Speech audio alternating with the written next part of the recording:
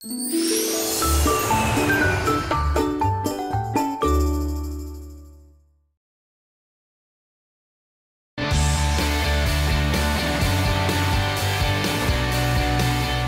여러분의 아침 햇살이 되고 싶은 남자 김윤웅입니다. 굿모닝! 여러분의 아침 공기가 되고 싶은 여자 수희정입니다. 자, 겨울철이 되면 날씨가 추워지기 때문에 운동량은 자연스럽게 줄어들 수밖에 없죠. 그런데 이것만 제대로 하더라도 건강과 기본적인 체력을 유지할 수 있다고 하는군요. 네, 이게 과연 운동이 될까 싶기도 한데 이것만 잘하면 올겨울 건강한 몸을 만드는데 특급 비법이 될 수 있다고 하는데요. 그 비법은 바로 걷기입니다. 그렇습니다.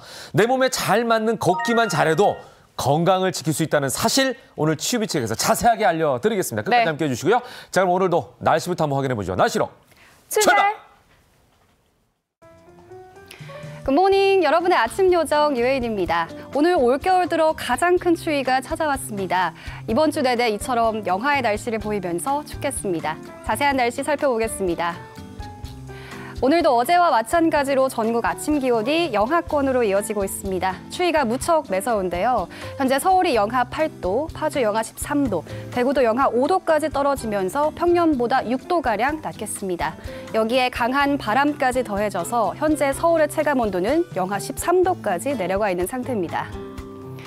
오늘 대체적으로 전국의 아침 기온은 내륙을 중심으로 영하 10도 내외를 보이고 있습니다.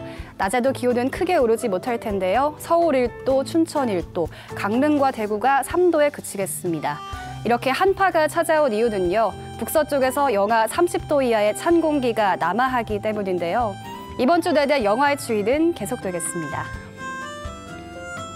오늘 오후부터 내일 새벽까지 눈이 내리는 곳이 있겠습니다. 강원 영동을 제외한 중부지방과 호남은 1에서 3cm가 예상되고요. 또 수도권과 충청도는 최고 5cm가 예상됩니다.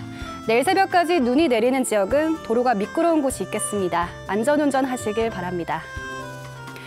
목요일까지 전국 곳곳에 눈이나 비가 내리겠습니다. 이번 한 주는 평년 기온을 밑도는 날들이 많겠습니다.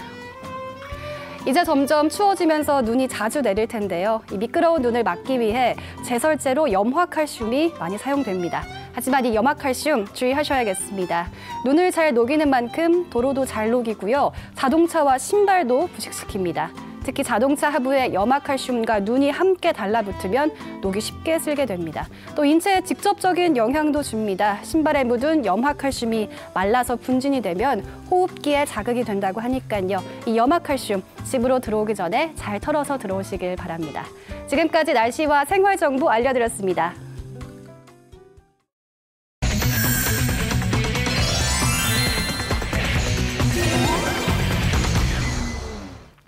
피플 앤 이슈 시간입니다. 정철진 칼럼니스트 나오셨습니다. 어서 오십시오. 네, 안녕하세요. 네.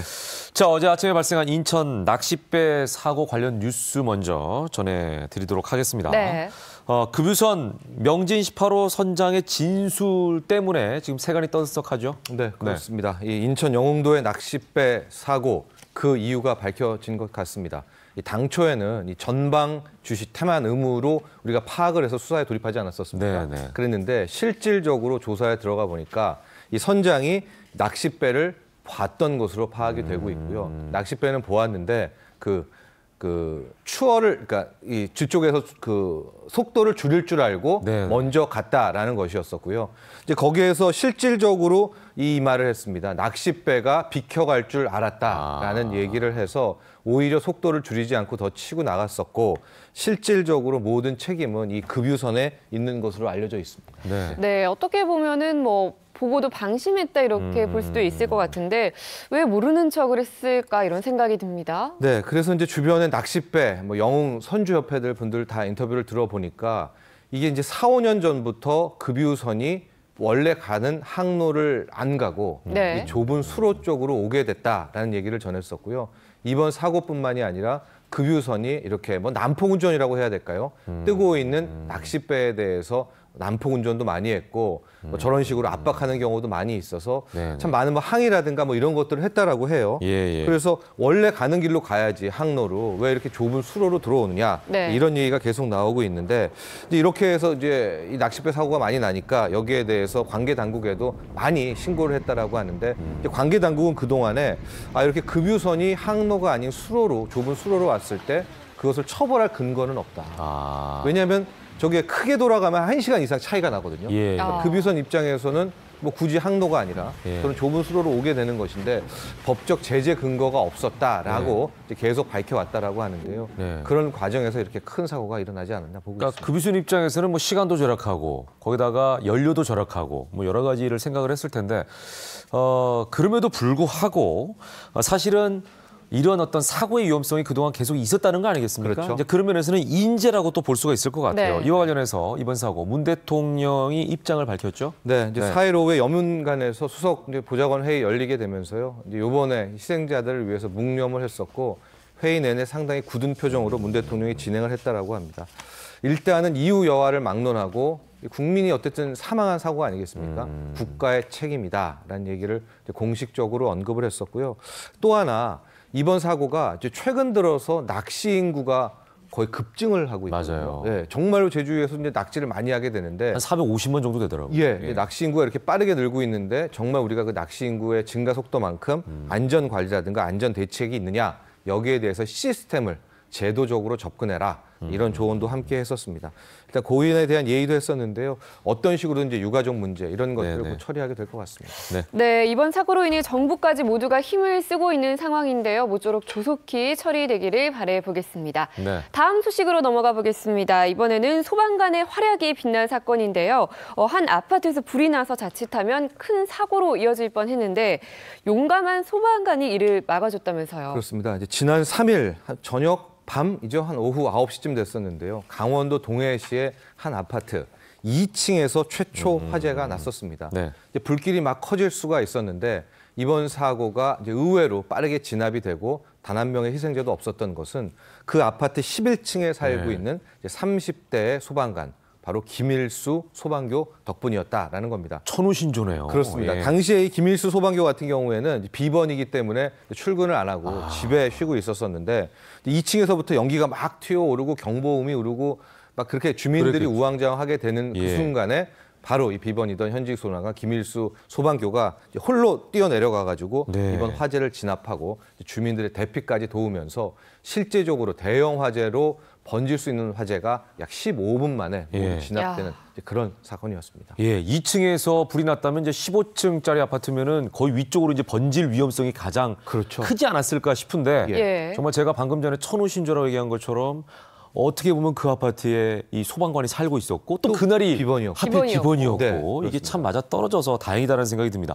진압 과정은 어떻게 진행이 됐죠? 그러니까 이제 2층에서 화재가 나고 네. 경보음이 울리게 되니까 막 주민들도 우왕좌왕하고 11층에 있었던 아이들도 막 울었나 봐요. 예. 소방교가. 그래서 어떻게 된 건가 파악하고 일단은 엘리베이터를 작동하려고 하는데 먼저 멈추게 됐죠. 네. 그러면서 한 계단 내려가면서 지금 화면에 나온 것지만 그 발화점을 찾게 된 겁니다. 그래서 2층까지 이제 찾게 된 것이고 처음에는 이제 들고 있었던 그 소화기로 네. 1차 제압을 하다가 이게 더 불이 번질 것 같으니까 이제 옥내 소화전이라고 있지 않습니까? 예. 줄 이렇게 꺼내는 거. 그렇죠. 물 그거를 뿌리는 통해서 거예요. 예. 예, 쭉 들어가면서 이제 아파트 2층 내부를 다 완전 진압을 하게 됐었고요. 예. 그 과정에서도 뭐 주민들 대피라든가 이런 것들을 침착하게 잘 진행을 했고, 네, 네. 저 이제 2층 같은 경우에는 그 가족들은 빠져나왔는데 반려견이 있다라고 해서 다시 또 반려견까지 예. 구출해내고 마지막에는 저 방화번 저걸 다 닫아야 됩니다. 왜냐하면 이제 연기가 올라가서 맞아요. 나중에 화재 때는 불도 무섭지만은 그 유독 가스거든요. 예. 그러니까 그것까지도 다 마감하는. 그 뭐 A부터 Z까지 참 뭐 매뉴얼대로 대단한 했네요. 매뉴얼대로 네. 하면서 이번 사고를 깔끔하게 진압을 했다는 것을 저는 네, 정말 맨몸으로 소화기 하나 들고 그 현장에 뛰어들기가 쉽지 않았을 네, 텐데 네. 그 사명감 덕분에 소중한 인명을 구할 수 있지 않았을까 싶고요. 네. 또 재발하지 않도록 화재의 원인도 철저히 조사를 해야 될 것 같습니다. 네, 정말 박수를 보내드리고 싶은데 네. 가슴을 쓸어내는 건 사실 제일 첫 번째 소식도 전해드렸죠. 제가 이제 영흥도 낚싯배 사건 때문에 소중한 생명을 제가 잃었는데 또 이런 큰 화재 사고로 만약에 생명을 또 잃게 됐다면 얼마나 안타까웠을까 네. 이런 생각을 해봅니다. 자, 다음 소식 넘어가 보겠습니다. 참 영화 같은 일이 현실에서 일어났습니다. 장기 미제 사건으로 남아있던 대구 노래방 여주인 살인 사건. 아마 다들 기억하실 거예요. 2004년인가 일어났던 걸로 기억이 나는데 그렇습니다. 미궁 속에 빠져있던 이 사건의 범인을 경찰이 된 피해자의 아들이 붙잡았네요. 네. 예. 시작은 방금 얘기하신 것처럼 2004년 6월 25일 발생을 하게 된 겁니다. 이게 바로 뭐 여러분도 잘 아시겠지만 대구 노래방 여주인 살인 사건으로 거의 장기 미제 살인 사건으로 남을 뻔한 이제 그런 네네. 거였었거든요. 당시 이야기를 잠깐 말씀드리면은 이제 2004년 6월 25일 아침에 와 보니까 이미 노래방에 불이 켜져 있고 네네. 수상해 여겨서 이제 경찰들이 갔더니 이미 당시에 있었던 한 여인이 흉기에 찔려서 사망해 있었던 것을 이제 발견하게 된 겁니다. 그래서 이제 부랴부랴 이제 인근 이제 파악을 했었는데 그때 당시 경찰이 담배꽁초, 흉기까지는 수거를 했는데 네네. 흉기 안에 있는 지문 채취를 못한 거예요. 아, 그리고 또 하나 이제 딱 이 얘기 들으면은 CCTV 있잖아. 예, 요즘에 예. 웬만한 CCTV가 그렇죠. 있는데 노래방에도 이때가 다 CCTV가 다 있거든요. 있죠. 예. 방 앞 그 복도에도 예, 예. 있는데 2004년인 거예요. 아, 2004년이었기 CCTV가 때문에 많지 않을 때네요. 예, CCTV가 아직 보급이 안 됐을 때여서 실은 지문을 못 찾았기 때문에 네. 담배꽁초 DNA까지만 파악을 하고 예. 더 이상의 수사가 진척되지 못하고 있었던 이런 상황이었는데요. 네. 그때 당시 이제 피해자였었죠. 네. 그 10대 여인의 아들이 고등학생이었던 것으로부터 이제 이야기가 시작이 됩니다. 그러니까 아니 근데 이게 이제 DNA를 채취했을 때 네. 만약에 범행을 저질렀던 전과가 있는 사람이 바로 나왔을 텐데 근데 그게 아니니까 못 찾았던 것 같아요. 네. 네, 네. 그리고 참 13년이라는 시간이 정말 만만치 않은 시간인데 그동안 해결하지 못했던 이 사건을 피해자의 아들이 어떻게 해결할 수 있었을까요? 그렇습니다. 이제 그 2004년 당시 피해자의 아들 A 씨라고 하겠습니다. A 뭐 경찰 A 형사죠. 고등학생이었었는데요. 이제 지금 전원에 따르면 현장 근처에도 못 가게 했다라고 그래요. 아, 그러니까 막 무섭죠. 속으로 그 예. 아픔을 사겼는데 그 어머니의 이 피살 살인 사건 때문에 예. 이제 경찰이 되겠다, 형사가 되겠다라고 마음을 먹고 드디어 2013년에 형사가 됩니다. 네. 그러면서 대구 지역 일대에서 이제 이렇게 저렇게 이제 역할을 하고 있었는데요. 야. 바로 지난달 21일 네. 또 하나의 사건이 대구 중구에서 발생을 합니다. 바로 우리가 일명 퍽치기 사건이라고 네, 하는데요. 20대 여인이 퍽치기를 당해가지고 가방을 뺏기는 사건이었어요. 근데 이제 그래서 그 범인을 잡으려고 범인의 이 행로를 쫙 봤더니 CCTV가 있었고 담배를 피다가 버리는 흔적들이 나온 겁니다. 예. 예. 그래서 바로 찾아가서 그 담배꽁초를 주웠죠. 그리고선 DNA를 파악해봤더니 이 사람이 바로 13년 2004년에. 전에 그 노래방에 있었던 담배꽁초와 DNA가 일치한 거죠. 정말 영화 같은 이야기네요. 하고 이번엔 저 CCTV에 다 신분이 나오지 않습니까? 그렇죠. 그래서 저 용의자의 집에 잠복해 있다가 네, 바로 네. 경찰이 저 피의자를 검거를 했었는데 여기서 또 하나 이 대구 경찰이 굉장히 잘 대처를 한 게 저 수사팀이 실은 네. 그 아들이 속해 있었다고 그래요. 근데 원래 관계자는 수사하면 안 되잖아요. 예. 게다가 이번 사건 같은 경우에는 아들이 자기 어머니를 죽인 범인 아닙니까? 그러니까 얼마나 본인이 잡고 싶었겠어요. 예. 그래서 저 장계까지 가고 네. 이제 아들을 그러니까 이 A 형사죠. 장기 휴가를 보냅니다. 그래서 너는 기다려라. 우리 동료들이 해결을 해줄게 하고 또 A 형사 역시도 처음에 반대를 했겠죠. 예. 근데 이제 알겠다라고 했고 이제 용의자를 검거를 했었는데 참 이런 사건 역시 13년 전에 그런 그 아들의 참 얼마나 많은 그 어머니에 대한 네, 사랑이었었겠습니까? 네, 네. 예. 그런 것들이 또 이렇게 또 이어지는 참 영화 같은 네. 또 영화보다는 너무 안타깝지만은 이제 그런 네. 일이 있었습니다. 네. 자, 13년 만에 이제 잡힌 범인 B 씨에 대한 얘기를 좀 해보도록 하겠습니다. 네. 자신의 범행을 그렇다면 인정을 했나요? 처음엔 안 했죠. 예. 끝까지 안 하죠. 대부분 안 하다가 이제 프로파일러도 오고 나서 이제 그때 당시에 증거를 들이밀고 예. DNA가 뭐 워낙 정확하게 일치를 하니까요. 그래서 저 퍽치기 범죄 말고 13년 전에 있었던 것들 범행 일체를 자백을 했는데요. 요금이 너무 많이 나와가지고 다툼을 벌이다가 우발적으로 살해를 했다라는 또 우발적이라는 표현을 써서 참 우리 마음을 씁쓸하게 하고 있었는데요. 이번이 장기 미제 살인 사건 아닙니까? 네. 근데 태완이법이라고 해서 2015년 8월 제정이 돼서 2015년 8월 때까지 공소시효가 살아 있었던 살인 사건은 이제 앞으로 공소시효가 없는 거예요. 없죠. 미제 무죄하니까. 살인 사건은. 예. 이제 그게 현재 우리나라에 264건 정도가 많네요. 있는데요. 벌써 이번 사건까지 해서 지금 11건이 해결이 되고 있거든요. 예. 이 장기 미제 살인 사건 제 바람은 한 264건 다 예. 잡았으면 하는 그런 생각도 가지고 봅니다. 예. 예, 이번에는 분위기를 좀 바꿔서 평창 동계 스포츠 대회 소식으로 넘어가 보겠습니다. 네. 벌써 2달이 앞으로 아유. 다가왔네요. 네, 시간이 참 그렇습니다. 빠릅니다. 이 23회 평창 동계 스포츠 대회 예. 2월 9일부터 시작을 맞아요. 하거든요. 이제 25일까지 17일간 진행되니까 네. 정말 2달밖에 안 남은 이제 그런 상황이었는데요. 우리나라 뭐 여러분들 잘 기억하시겠지만 1988년에는 이제 하계 스포츠 대회였었고 30년 만에 다시 우리가 동계 스포츠 대회를 개최하는 거였는데요. 일단 지역은 평창이긴 하지만 평창, 강릉, 정선입니다.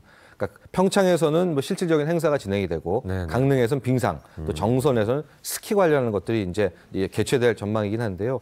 이번에 평창 동계 스포츠 대회는 15종목에서 좀 특이할 만한 게 혼성이 굉장히 많이 나옵니다. 그러니까 이게 그동안에는 이제 여성, 뭐 남성 이렇게 있었는데 섞여서 많이 하고 네. 또 여성 종목도 따로 빼놓고 하게 되면서 글쎄요, 굉장히 많은 이제 앞으로 동계 스포츠 인구가 늘어날 수 있는데 한몫할 것 같습니다. 네.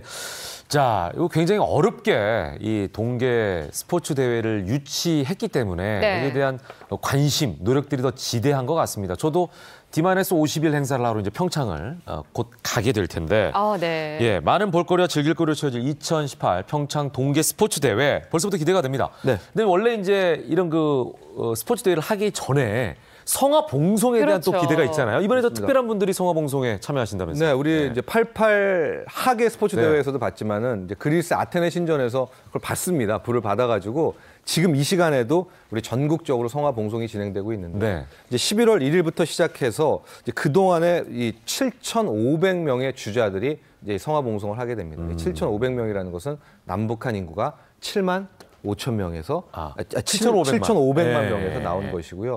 또 하나 이들이 완주하는 거리가 2018km, 바로 2018 이제 평창 동계 스포츠 대회를 상징하는 건데요.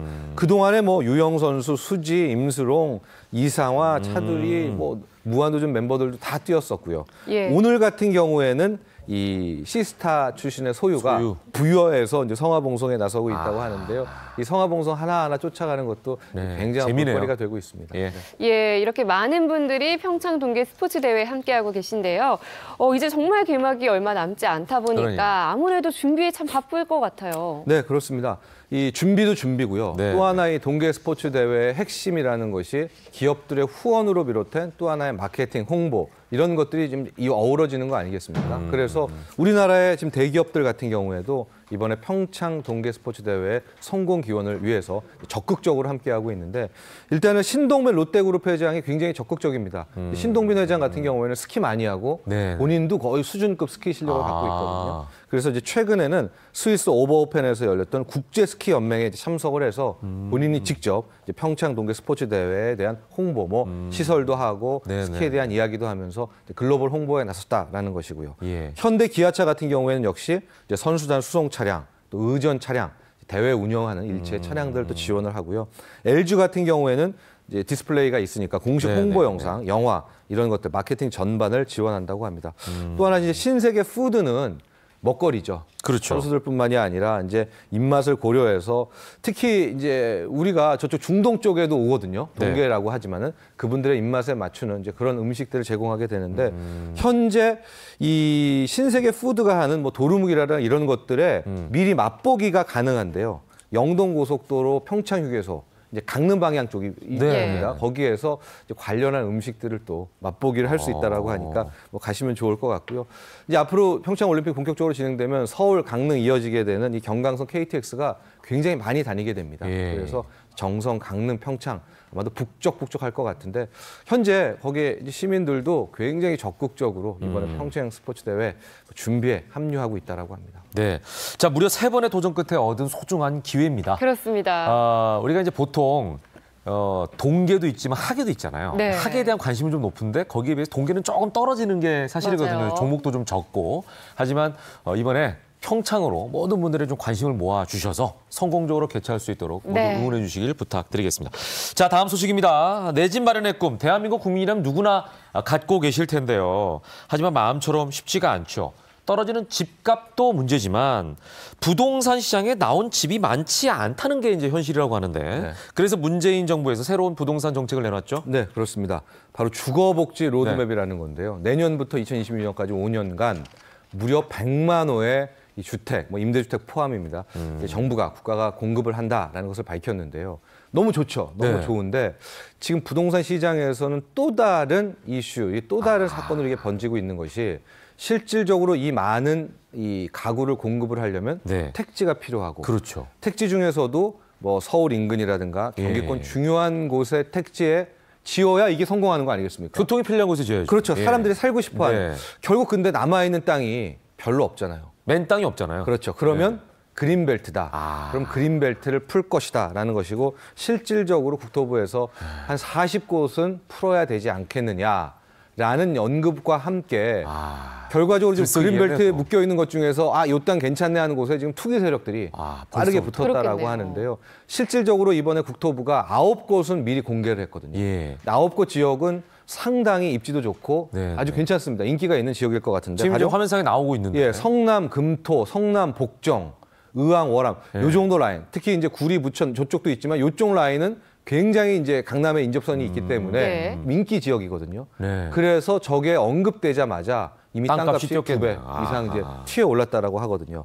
그리고 이제 저뿐만이 아니라 저기 9곳 풀었으니까 앞으로 더 풀 것이다. 네. 그럼 요 그린벨트가 좋아. 이러면서 지금 돈들이 또 몰리고 있다라고 해서 참. 지금 정부의 의도를 좀 퇴색하게 하는 네, 그런 네. 현상도 나오고 있습니다. 그러네요. 네, 근데 얘기를 듣다 보니까 네. 지난 과거에 이명박 정부 때도 보금자리 정책이 있었는데 네. 그때도 강남의 그린벨트를 풀어서 반값의 아파트를 내놓겠다고 했었죠. 그렇죠. 그때 당시에도 이제 이런 겁니다. 공급을 늘려야 아파트 값을 잡을 수가 있다. 네, 그럼 네. 강남에다가 그린벨트 싹 풀면 거기에 반값 아파트를 지면 강남 값이 반값으로 떨어진다라고 해서 그때 당시도 이 그린벨트 해제 논란 막 투기가 불었었는데 그렇죠. 예. 안 되죠. 환경이 그렇죠. 얼마나 그렇죠. 소중한 겁니까? 예. 그래서 이제 실패로 돌아가서 이번에 투기도 또 그런 모습이 될 것 같은데요. 그러니까 아예 시장에서는 국토부가 빨리 여기 풀 때 안 풀 때를 지정해버려라. 네, 이렇게 네. 계속 뜸을 들이면 오히려 예. 투기 세력만 더 한다라고 해서 조속히 확정지을 것을 요구하는 그런 주문도 나오고 있습니다. 참 딜레마가 있네요. 딜레마죠. 예, 네. 부동산 정책은 언제나 힘든 것 같습니다.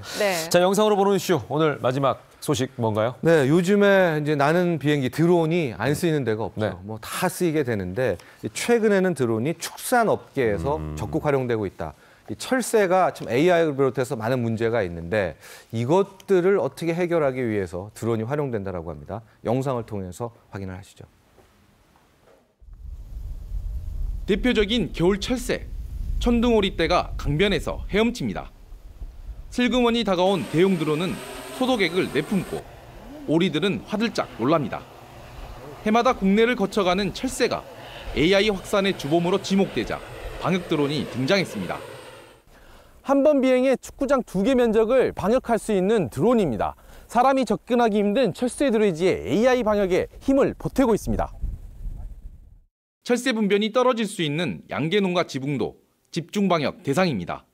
하늘 높게 날아오른 드론은 방역 작업자의 손이 닿지 않는 사각지대까지 구석구석 소독액을 떨어뜨립니다. 겨울에 이거 길에다 하기도 힘든데 어떻게 지붕까지 다 하겠어요. 이제 드론으로 이렇게 한다고 하면 참 좋죠 이제. 지난 겨울 이후 전남 지역에서 AI로 살처분한 닭과 오리는 200만 마리가 넘습니다. 특히 영산강 철새 도리지와 인접한 전남 최대인 나주 양계단지는 철새 움직임에 긴장합니다. 2012년쯤인가 AI가 이쪽에서 이제 발견이 됐는데 그때 이제 그 차량을 이용한 방역을 했는데 계속 이제 매년 이렇게 발생을 해가지고. 우리 생활 곳곳에 파고든 드론 기술이 AI 방역에도 큰 역할을 하고 있습니다. 채널A 공진입니다.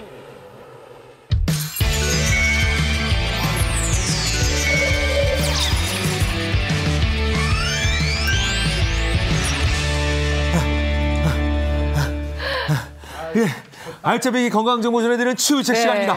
자, 오늘 주제 여러분께 알려드려야 되는데 네. 자, 제가 힘이 들다 보니까 최혜정 씨가 네, 오늘 네. 주제가 뭔지 좀 알려주시면 안 되겠습니까? 네, 예. 지금 김현욱 씨가 이렇게 몸소 보여주고 계신 운동, 바로 걷기입니다. 네, 우리가 보통 하루에 2,000보 정도를 걷는다고 하는데요. 네, 잘못된 걸음걸이가 건강을 해칠 수도 있고요. 또 올바르게 걸음걸이만 걸어도 건강을 유지할 수 있다고 합니다. 그래서 준비한 오늘의 주제 공개해 주시죠.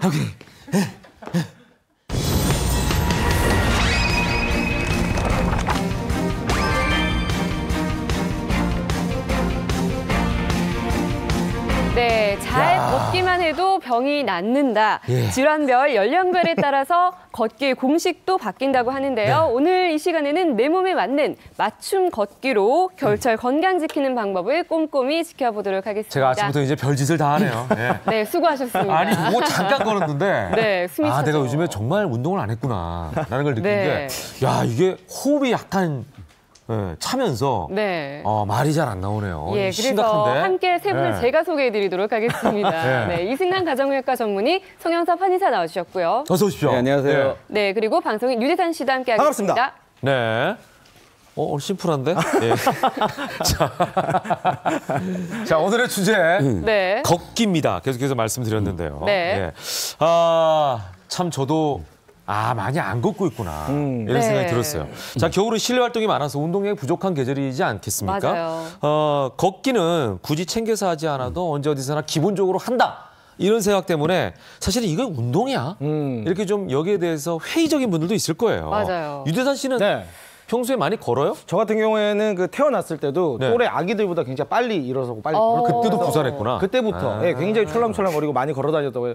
걷기는 진짜 제가 좀 자신이 있는데 네. 근데 뭐 김현욱 씨도 뭐 얘기를 했지만 네. 사실 걷는다는 거 뭐 네. 누구나 다 이제 일어서서 이렇게 두 발로 걸으니까. 기본인데. 네. 근데 이거 이렇게 중요한가 이렇게 생각하는 분들이 좀 많거든요. 그렇죠. 그렇게 생각하는데 우리 질병의 예방, 치료, 노화 방지 이게 꼭 필요한 게 걷기인데요. 아까 저기 우리 김인호 씨 걷는 거 봤잖아요. 네. 팍 때문에 걷잖아요. 이게 자세가 걷는 게 좀- 굉장히 단순한 운동 같지만은 예. 우리 몸에 뼈가 한 200개 있거든요. 예. 근육이 600개 있는데 이 전신을 다 쓰는 거예요. 이게 걷는 거가. 그만큼 중요하고 그게 잘 걷게 되면은 장기가 활성화되기 때문에 건강해지고요.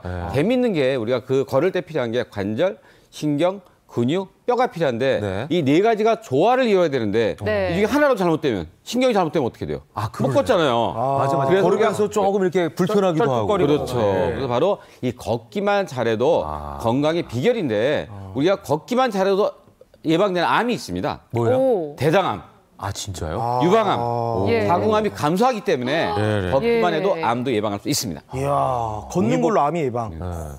동의보감에서도 이 걷기의 이제 중요성을 얘기를 해줬는데 네네네. 약보보다는 식보, 식보보다는 행보라고 했어요. 이게 무슨 네. 말이냐면 약으로 몸을 보호하는 것보다는 먹어서 몸을 보호하는 게 더 식보. 좋고 네. 먹어서 몸을 보호하는 것보다 걸어서 몸을 보호하는 게 더 좋다라고 했습니다. 이렇게 옛날부터 예, 걷기에 예. 대한 중요성은 굉장히 많이 일컬어져 왔었고요. 네네. 그리고 또 현대인들이 많이 걷질 않다 보니까 여러 가지 만성 질환이나 고집병들이 이렇게 생기게 되는데 오늘 치유비 측에서 알려주는 올바른 걷기와 뭐 예, 시간 예. 이런 것들을 바라보면서 같이 연습을 좀 해보셨으면 좋겠습니다. 네, 우리가 이렇게 걷기가 건강에 좋은 네. 건 알고 있지만 막상 하기가 쉽지 않은 것 같은데요. 근데 사실 걷기를 생각해보면 돈 안 들죠. 시간, 장소 구애 안 받죠. 정말 최고로 경제적인 운동이 아닐까 싶어요. 그렇습니다. 그래서 제가 오늘 그 주제가 걷기라고 해서 이 걷기가 정말 건강에 좋은지 걷기 운동을 즐겼던 그 인물들을 제가 한번 준비를 해봤습니다. 네. 자, 화면을 한번 보시죠. 네. 외국인들이네요. 가장 왼쪽에 케네디 대통령 어머니 로즈 여사, 다음은 미국의 트루먼 대통령, 아이젠하워 대통령, 루스벨트 대통령들이 있는데 이분들의 네. 건강 비법이 그렇다면 걷기. 네. 제가 일반 분들도 아니고 보통 보니까 대통령 집안이네요, 다. 그러니까요. 네. 그러니까 이분들이 이제 중요한 분들일수록 네. 건강을 챙겨야 되거든요. 별다른 특별한 운동이 아니라 그러다 바로 보니까 걷기네요. 이분들이 굉장히 건강을 지키기 위해 했던 게 걷기인데 네. 아까 보셨다시피 그 케네디 대통령의 어머니 로즈 여사 같은 경우에는 네. 90세가 와우. 되어서도 하루에 매일 4-5km를 매일 꾸준히 한 시간 이상 걸었다니까요. 예, 그렇죠. 그렇게 걷기를 계속해서 꾸준히 했다고 얘기를 할 수 있겠고 그다음에 트루먼 대통령, 미국의 네. 33대 대통령 트루먼 대통령은 88세까지 장수를 하셨어요. 그 당시에 88세면 굉장히 오래 정말 사셨는데 팔팔하셨네. 네, 그렇기 때문에 이 이유가 걷기를 굉장히 많이 했기 때문에 네네. 이렇게 팔팔하다니지. 예. 어쨌거나 엄청 많이 걸으셨다. 뭐 이런 얘기를 할 수 있고요. 그다음에 아이젠하워 대통령은 심장병이 있었는데 걷기를 통해서 이 심장병을 치료를 했다고 합니다. 그리고 루스벨트 대통령 같은 경우도 천식이 있었는데 걷기를 통해서 천식은 정말 걷기 힘든 운동인데. 그러니까요. 근데 이거 오히려 걷기를 통해서 치료를 했다고 하니까 반대로. 걷기가 그 정도로 건강이 좋다라고 할 수 있겠네요. 네, 정말 무시하면 안 되는 운동이 이제 걷기다라는 생각을 다시 한번 네. 할 수밖에 없는데. 네. 자, 그렇다면 이 우리가 소개해드린 인물들처럼 어떻게든 걷기만 하면 건강하고 장수할 수 있습니까, 송 원장님? 아니죠. 그건 아닌가요? 예, 어떻게든이라는 말엔 동의할 수가 없습니다. 어떻게든 아니에요. 예, 걷는 건 굉장히 중요하지만 본인 몸 상태에 따라서 어떻게 걷냐가 굉장히 또 중요하거든요. 그래서 오늘 알려드릴 자신의 몸에 맞는 걷기 방법을 꼭 숙지해 놓길 바라겠습니다. 네. 저 같은 경우에는 사실은 이제 이렇게 평소에 네. 아까 뭐 많이 걷냐 물어보셨는데 네. 특히 겨울철이고 이게 춥다 보면은 많이 안 걷게 돼요 또. 네. 그리고 이렇게 바깥에 이렇게 많이 안 돌아다니고 되고 이런데 사실 이게 걷는 거 사실 운동 효과를 내려면 어느 정도를 좀 걸어야 되는지 이게 많이 궁금하거든요. 아까 보니까 뭐 네네. 한 4, 5km 정도 걸었다는 분도 계신데 네, 여자 같은 경우에. 바로 그렇게 하는 건데 이제 네. 운동 생리학에서 보면은 우리 하루에 1일 걷는 거가 5,000보보는 비활동적이에요. 아. 그다음에 7,500보보는 활동이 좀 떨어지는 거. 만보 되면 약간 활동적. 12,500보가 돼야지 굉장히 활동적이다 이렇게 할 수 있는 건데 우리 옛날에 아까 처음에 할 때 김현수 아나운서가 뭐라고 그랬죠? 우리나라 사람 하루 걷는 게 2,000보. 2,000보밖에 안 걷는 거죠. 진짜 안 걷는 거구나. 그러니까 비활동적인 5,000보보다 더 못 걷는 건데 우리 옛날에 만보계 유행했잖아요. 네, 맞아요. 그 만보계 걷는 게 굉장히 쉬운 게 아닙니다. 그래요. 그래서 따지게 되면 우리가 계산을 해봤더니 한 우리가 그 만보 이상 걷게 되면 한 6.5에서 5km, 7km 정도 걷는 거거든요. 그러니까 2,000보를 하는 거는 1.5km밖에 안 되는 거예요. 그러니까 무지하게 안 걷는 게 지금 상하다고 생각하면 되겠습니다. 아니 지금 원장님 말씀으로는 네. 그러면은 일반인들이 한 2,000보를 걷고 7,500보, 8,000보도 비활동적이라고 얘기하신다면 네. 차라리 그러면 이걸 좀 효율적으로 하면 차라리 걷는 거보다 이렇게 막 뛰는 게 차라리 낫지 않아요? 그러니까요. 이러면 이제 심장도 많이 뛰고 하니까. 뛰는 게 그렇죠. 낫지 않을까요? 팍 뛰는 게 나을 것 같은데 네. 뛰는 거 문제가 뭐냐면은 다칠 수가 있어요. 처음에 에너지는 빨리 써요. 왜냐하면 뭐 뛰는 거 같은 경우에는 우리가 몸속에 포도당을 쓰는 거예요. 근데 빨리 걷는 거 같은 경우는 몸속에 뭘 쓰냐? 지방을 써서 없애버려요. 그래서 건강이 좋아지는 거고요.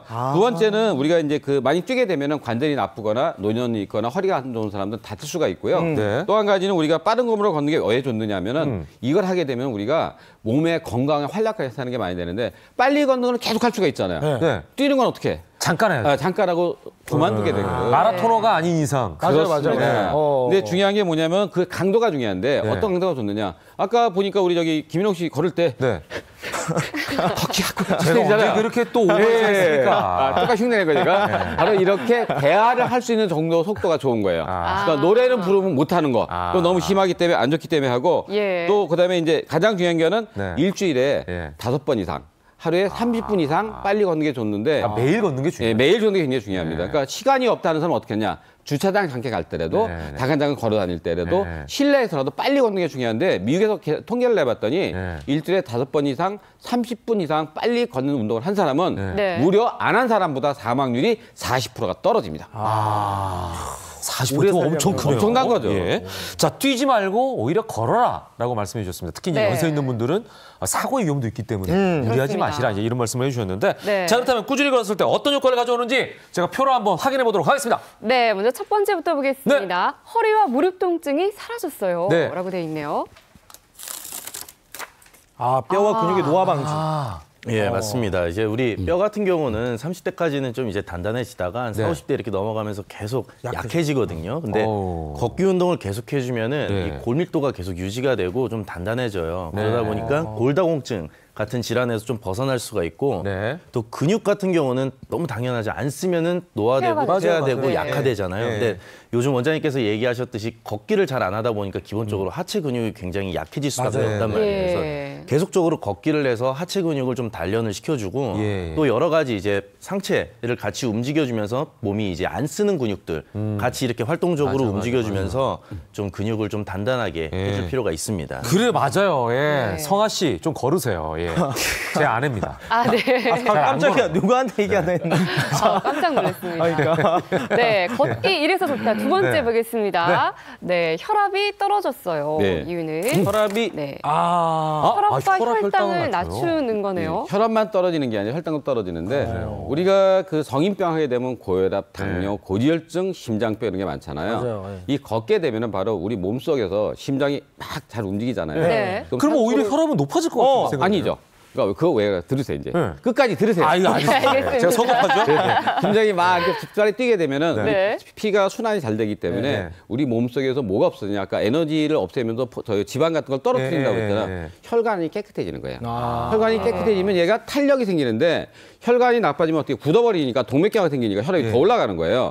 그러니까 고무줄하고 빼빼로 가다 생각하면 되는 거예요. 빼빼로라도 던지면 어떻게 돼요? 부서지잖아요. 근데 저기 뭐야 고무줄은 말랑말랑하잖아요. 그래서 그것 때문에 혈압이 안 올라가면서 심장이 좋아지고 또 한 가지 많이 걷다 보면 피 속에 고지혈증, 그다음에 당 이런 게 많이 떨어지기 때문에 당뇨라든지 그다음에 고지혈증이 없어져서 심장마비라든지 뇌혈관 질환을 갖다가 예방이 될 수가 있기 때문에 걷는 게 그만큼 중요하고요. 또 한 가지 이제 꾸준히 걷게 되면은 발이 자꾸 이게 어떻게 자극을 받죠. 그러니까 혈액순환이 잘 되기 때문에 이것으로 인해서 치매 예방이라든지 뇌졸중 위험이 많이 감소합니다. 지압판 있는데 걸으면 더 좋겠네요. 어디요? 지압판. 근데 그거 아프잖아요. 한번 걸어보실래요? 아니요, 저는 원치 않고 그런 분들 계셔서. 자, 그러면 걷기 1에서 좋다 세 번째로 넘어가 보겠습니다. 몸무게가 줄었어요. 세 번째는 원장님께서 공개를 한번 해주시죠. 네, 한번 뜯어주세요. 다이어트인가요? 몸무게 다이어트 효과. 이건 뭐 걸으니까. 네, 맞습니다. 이게 다이어트 특히 여성분들 걷기로 다이어트 많이 하죠. 근데 얘기하셨듯이 이게 걸어가지고 이제 살을 빼려 그러면은 굉장히 좀 많이 힘들기는 해요. 왜냐면 이게 300kcal 소비하려 그러면 10,000보를 걸어야 되는데 10,000보 같은 경우는 운동선수는 한 1시간 반 정도, 일반인 같은 경우는 한 2시간 정도 걸어야 돼요. 그래서 빨리 걸어야 된다는 거죠? 그렇죠. 요는. 근데 걸어서 빼는 게 진짜 힘들긴 한데 빠지긴 무조건 빠져요. 근데 이게 초반에 굉장히 중요합니다. 이게 보면은 한두 달 하다가 마시는 분들이 굉장히 많아요. 근데 걷기로 살을 빼려면 최소한 6개월은 보셔야 돼요. 꾸준하게. 넉 달 정도까지 막 안 빠지고 하는 경우들이 굉장히 많거든요. 그 안에 포기하지 마시고 계속하면은 한순간에 확 빠집니다. 그러니까 지금 저 2시간, 좀 빨리 걸어라 이 얘기가 중요한 것 같아요. 2시간에서 3시간 정도. 하루 종일 걸었다는 분들 계십니다. 그러기 쉽지 않을 텐데요. 그렇게 하다 한 일주일 정도 하다가 이렇게 하루 종일 걸으신 거예요. 근데 안 빠진대. 오히려 찌신대. 그러면서 또 먹어 막. 이거 아니죠. 어떻게 걷느냐가 굉장히 중요한 것 같아요. 네, 그러면 네 번째로 넘어가 보겠습니다. 걷기 1에서 좋다. 네, 기분이 좋아졌어요. 맞아요. 걸으면 기분이 좋아져요? 네. 뇌 건강에 도움. 이게 즐겁게 근데 걸을 때 즐겁게 걸어야 돼요. 짜증내지 말고. 그렇게 되면 긴장 완화하고 스트레스가 풀리기 때문에 바로 기분이 굉장히 좋아지고요. 또 한 가지는 이것으로 인해서 우울증도 없어져요. 또 걷게 되면은 야외에서 걷게 되면 햇빛을 많이 쬐잖아요. 그것 때문에 세로토닌 성분이 많이 올라가서 기분도 좋아지는데 굉장히 재미있는 게 그 우리가 치매 예방과 진행 속도를 늦추는 데도 도움이 되고요.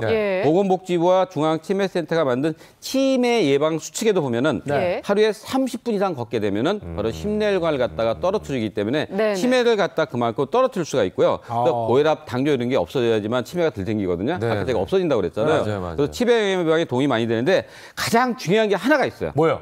뭐가 제일 중요하냐? 아까 어떻게든 걸으면 안 되고 바른 자세로 걷는 게 굉장히 중요합니다. 그래요. 그 자세를 이제 알려달라는 거예요. 자, 일단 유대선 씨가 앞으로 좀 나가서 제가 또 자세를 좀 모델이 또 돼서 오늘 또 어떤 자세를 또 걸어야 되는지 원장님 한번 보여주시죠. 우리가 자세를 할 때 가장 중요한 거는요. 우리가 자세가 똑바로 일직선이 돼야 돼요. 그래서 뭐냐? 귀하고 어깨하고 엉덩이하고 발하고 일직선이 돼야 됩니다. 그래서 어떻게 하냐니까 얼굴을 갖다 전방 소중한 사람이니까 전방 15도를 보라고 15도. 약간 보면서 턱은 잠깐 당기고 가슴을 앞으로 내밀고 그다음에 다리는 딱 붙이고 한 10cm 정도만 뛰면 돼요. 10cm 정도 뛰고 10cm 정도 발 사이 그 정도 뛰고 팔을 쭉 내리고 엉덩이에서 이 줄이 딱 맞아야지 이게 바른 자세입니다. 이게 쉽지 않을 것 같은데요. 유대선 씨 평소에 걷는 거 보면 귀가 앞쪽으로 나와 있어요. 좀 솔직히 맞아요. 약간 이렇게 걷거든요. 약간 이건 뭐야? 거북이 자세죠. 이렇게 걸으면 안 된다는 거죠. 턱을 살짝 당기고 전방 15도 정도 보고 15m 정도 보고 가는데 이 자세를 하기가 힘들다. 할 게 어떻게 되느냐? 여러분 벽 있죠, 벽. 벽에다 딱 붙이게 되는 거예요. 등은 어떻게 돼? 등을 이렇게 딱 붙이면 여기 딱 일자로 닿기 때문에 고정이 금방 유지할 수 있기 때문에 이거부터 고친 다음에 한꺼번에 하지 말고 배를 내밀고 턱을 살짝 당기고 그런 다음에 천천히 걷기 시작하는 것 하는 게 좋습니다. 이게 잘 안 된다 그러면은 지금 합판대기를 뒤에다 하나 대고 다니는 것도 괜찮겠네 처음에는. 그거는 근데 다칠 수가 있어. 야, 대산 씨 지금 이 자세가 맞나요? 굉장히 그렇죠. 불편해 보여요. 잘하시네. 로봇 같기도 하고. 군인 같아요. 근데 너무 이렇게 다니면 지금 많이 많은 것 같은데 많이. 약간 이게 너무 경직돼 보이지 않을까요? 경직돼 보이는데 왜냐하면 이 자세가 이렇게 구부러지면 어떻게 허리에 부담이 가는 거예요. 그렇기 때문에 이걸 펴줘야지만 우리가 쉽게 해서 쓸 때 다리를 구부리게 서보세요. 이렇게 하고. 피고 서보세요. 어느 게 편한가. 이게 편하죠. 그죠. 예. 바로 근데 자세가 똑바른 게 굉장히 중요합니다. 네. 예. 선생님 죄송한데 예. 지금 화면 보니까 제 얼굴이 좀 많이 부어 보이는데 예. 걷기 잘하면 얼굴 붓기도 빠지나요? 당연하죠. 왜? 이렇게 혈액순환이 잘 되기 엄청 때문에. 근데 얼굴이 원래 큰 거 아니에요? 네, 이렇게 유대산 씨께서 네. 올바른 걷기 방법을 보여주셨는데요. 벽을 이용해서 올바른 걷기 준비 자세 잡는 비법을 저희가 영상으로 다시 한번 준비했습니다. 함께 보시죠.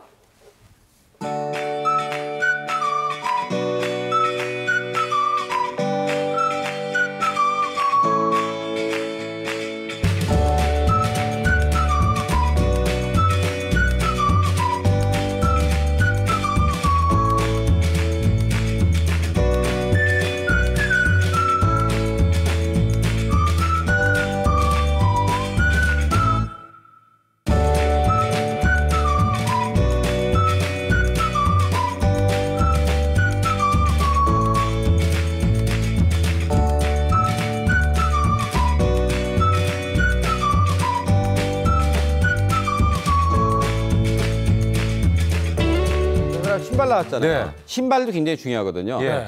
앞 발꿈치, 엄지발가락하고 한 1cm 정도 띄어 있는 게 중요하고요. 네. 아래 쿠션 있는 게 좋습니다. 딱딱한 신발 하면 발을 다칠 수가 있기 때문에. 예. 아니 근데 뭐 저희가 이렇게 봤는데 네. 또 걸을 때 좀 조심해야 하는 점 같은 게 좀 있다면 어떤 게 또 있을까요? 우선 네. 저 자세가 익숙치 않다 보니까 아, 제가 걸을 때 로봇처럼 이렇게 네. 걷잖아요. 맞아요. 그러면은 전방을 주시하질 못해요. 아, 그러겠네. 네, 근데 요즘 같이 약간 이제 살얼음지고 약간 미끄러운 데서 넘어질 가능성이 굉장히 높습니다.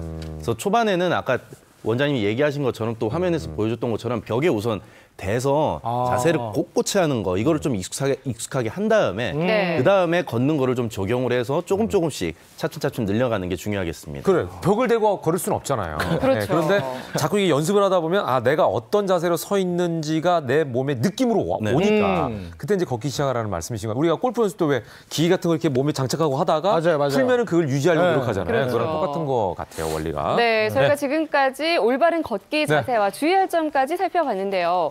이번에는 질환을 앓았거나 또 네. 질환을 예방하고 싶은 분들을 위해서 맞춤법 걷기 처방을 내려드리도록 하겠습니다. 네, 그림으로 준비했는데요. 질환이 달라지면 걷기도 달라진다. 걷기 처방 전 먼저 비만은 비만이신 분들은 어떻게 네, 고르면 뭐 특별한 좋을까요? 걷기가 있을까요? 그러게 아까 살 빠진다고 했는데 빨리. 네. 아까 아까 했던 말씀하셨어요. 얘기네요. 네. 근데 빨리 걷는데 아까 얘기했지만은 빨리 걷게 되면 에너지 소비가 2배까지 되거든요. 근데 걷는 게 왜냐하면 천천히 걷는 건 효과가 없고요. 좀 빨리 걷는 게 중요한데 중요한 게 또 한 가지 더 뭐냐면은 이거 걸을 때 우리가 지방을 갖다 태우는 그 시간이 있어요. 그러니까 최소한 20분 이상을 걸어야 그때부터 지방이 태워서 없어지기 시작합니다. 그러니까 야. 19분 했다. 효과 하나도 없는 거예요. 그렇죠. 그러니까 20분부터 시작해야 되니까 그때도 녹으니까 최소한 40분에서 1시간 정도 해야지만 아까 2시간 걸으라고 그랬잖아요. 똑같이 지방을 태워주기 때문에 중요한 거고요. 예. 또 한 가지 우리가 걸을 때는 파워워킹이 더 좋아요. 처음에 이제 슬슬 걷다가 저기 유대산 씨 파워워킹 할 때 어떻게 걷는다 그랬죠? 파워워킹은 이제 팔을 이렇게 힘차게 많이 흔들어주고. 흔들어주면서 보폭을 이렇게 이게 파워워킹 90도. 아 여기까지 90도. 여기서부터 내려서 손이 여기까지 와야 돼요. 엉치까지. 이게 돼야 돼. 이게 파워워킹이야. 파워워킹. 근데 중요한 게 뭐냐? 보폭이 중요하거든. 보폭은 자기 키 빼기 100. 170이다. 빼면 70cm 정도. 그러니까 무조건 키가 150인 사람이 70cm를 걸려면 힘들거든요. 예. 그러니까 이거하고 이걸 내려오는 거하고 자기 키 빼기 100cm. 이게 딱 맞습니다. 예. 자, 두 번째. 네. 당뇨와 고혈압. 네, 이건 이제 뭐 정말 많은 분들이 해당될 것 특히 같은데요. 연세 있는 분들 많이 해당되죠. 예. 공복을 피해야 되는군요. 간헐적으로 걸어라. 예, 이거 굉장히 중요한 얘기인데 이제 당뇨나 고혈압처럼 만성 질환이 있으신 분들이 이제 건강에 걷기가 좋다고 하면은 네. 초반부터 무리해서 굉장히 하려고 해요. 그러니까 네. 2시간 얘기했으면 2시간, 3시간을 첫날부터 무리하죠. 마음이 이제 들떴으니까 네. 2시간, 3시간씩 하려고 그러는데 첫날 하루하고 이제 병을 앓죠. 그렇죠. 예, 절대 그렇게 하시면 안 되고 간헐적으로 하셔야 돼요. 그러니까 조금 했다가 안 했다, 했다 안 했다 약간 반복을 하면서 몸에 적응이 됐을 때 해야 되는데 특히 당뇨가 있으신 분들은 공복에 하시면 안 돼요. 저혈당이 올 수가 있기 때문에 쇼크가 올 수가 있거든요. 예. 그래서 절대로 공복에 가시면 안 되고 또 고혈압이 있으신 분들은 네. 아까 원장님께서 얘기해 주셨지만 이게 이제 점점 오랫동안 하다 보면은 혈압이 내려가는데 초반에 너무 과하게 하다 보면은 오히려 고혈압 때문에 굉장히 힘든 경우들이 나타날 수가 있거든요. 그래서 네네. 고혈압이 있으신 분들이 걷다가 만약에 어지럽거나 식은땀이 나거나 뭐 저리거나 이러면은 네. 바로 거기서 그만두시고 네네. 한 15분 정도만 운동을 했다가 15분 정도는 쉬어주시고 무리하지 말아라. 예, 그런 식으로 해가지고서는 예. 운동을 해주시는 게 좋습니다. 예, 그리고 이제 그러다 보니까 많은 분들이 밥 먹자마자 움직이는 분들도 있는데 그것도 아니에요. 예, 적당하게 또 소화도 시키고 하면서 본인의 컨디션을 잘 체크하면서 걸으셔라 이제 이런 말씀이고. 네. 자, 다음으로 한번 넘어가 볼까요? 네. 골다공증입니다. 이런 거 걷지 말아야 되는 거 아닌가? 실외에서 체중 실어 걸어라. 이러면 오히려 더 무리가 되지 않을까요? 근데 반대예요. 우리가 여러분 이제 운동 많이 하는 사람들 중에서 수영 좋아하시는 분들이 있거든요. 예. 수영은 골다공증에 도움이 전혀 안 됩니다. 아, 그래요? 예. 아, 왜냐면 오히려? 우리가 오. 뼈를 다진다고 그러잖아요. 예. 우리 다지는 게 뭐냐? 체중을 실어 가야지만 뼈를 갖다가 칼슘을 갖다가 여기다 뼈에다가 단단하게 부 넣을 수가 있고요. 그 뼈에서 만드는 조골 세포를 자극하기 때문에 뼈가 단단해지는데. 그러니까 위에 이렇게 서 있어서 이렇게 자극을 그렇죠. 그래서 이렇게 하는 것만 해도 뼈 이렇게 굉장히 다지는 거네. 됩니다. 이렇게 찢듯이. 예.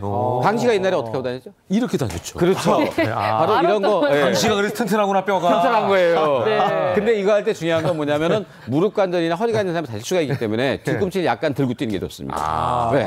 뒤가 꽝 하면 무리가 가니까. 예. 또 한 가지는 우리가 뼈가 튼튼해지려면 뭐가 필요하죠? 칼슘이 필요하죠. 근데 칼슘을 갖다가 우리가 몸속에 뼈속에 저장하는 게 비타민 D예요. 근데 비타민 D는 어디서 생기느냐? 햇빛. 피부에 생기는 거거든요. 그래서 중요한 게 뭐냐? 바로 실에서 체중을 실어서 거둬야지만 실외에서. 칼슘이 그렇죠. 실외에서 예. 칼슘이 여기 들어와서 우리 뼈에 단단하게 붙기 때문에 그럼 난 추운데 그럼 실내 햇빛 쫙 쬐는 유리창에서 베란다에서 하면 좋겠다. 그 UV는 그걸 통과를 못해요. 그래서 유리창이 있는 데서 하는 건 효과가 하나도 없습니다. 그러니까 중요한 건 뭐냐? 이 나이 드신 분들 특히 골다공증이 심한데 겨울에 잘못하다 다치게 되면은 골절이 잘하거든요. 저희 봉에는 한 분도 백화점 앞에서 미끄러져가지고서 여기 대퇴부가 불어서 3개월 동안 입원한 적이 있어요. 그러니까 항상 중요한 게 바닥이 미끄러운가 아닌가 꼭 보고 운동하는 게 중요합니다. 예, 그러니까 그냥 걷는 거보다는 느낌상 내가 꼼꼼하게 다지면서 체중을 실어 걷는다. 체중을 딱 걷는 한 걸음 한 걸음. 네. 자, 마지막. 걷기 처방전 네 번째입니다. 무릎 관절염과 허리 통증을 앓고 계시거나 예방하고 싶은 분들 뒤로 걸어라라고 되어 있습니다. 관절염 있는 사람은 정말 걷기. 못 걸을 것 같은데 느낌에. 그렇죠. 예. 특히 이제 중요한 게 뭐냐면 이게 굉장히 어려운 것 같은데 연수하면 굉장히 쉬워요. 왜 이 얘기를 하냐? 잠깐 앞으로 나올게요. 우리가 보통 걷게 되면 어떻게 돼요? 한번 해볼까요? 체중이. 주재선 씨 앞으로 걸어보세요. 걸어가 보세요. 그냥 한번 똑바로. 걸어갔다 오세요. 모델처럼. 좀 빨리. 걷잖아. 왜 이렇게 어색해? 좀 빨리. 빨리요? 다시. 좀 빨리 걸을게요. 네. 빨리. 우리가 왜 이 얘기를 하냐면은 걷게 되면 어떻게 유대처럼 체중이 얼리 쏠려요? 앞쪽으로 쏠리죠. 앞쪽으로 쏠리죠. 네. 앞쪽으로 쏠리죠. 무릎에 어디? 여기에 힘이 많이 가는 거예요. 무릎 여기 밑에. 네, 그러니까 그 안에 있는 연골에 힘이 계속 가기 때문에 퇴행성 관절 임산이 계속 걷게 되면 거기가 물이 가서 연골을 더 파괴되는데 뒤로 한번 걸어보세요. 뒤로요? 예. 이렇게 뒤로. 뒤로. 뒤로 걷게 되면 몸무게가 어디 실리냐? 뒤쪽으로 실리는 거예요. 그러겠죠. 그렇기 때문에 어떻게 무릎에 돼요? 무리가 바로 덜 무릎에 갈것 무리가 같아요. 안 가게 됩니다.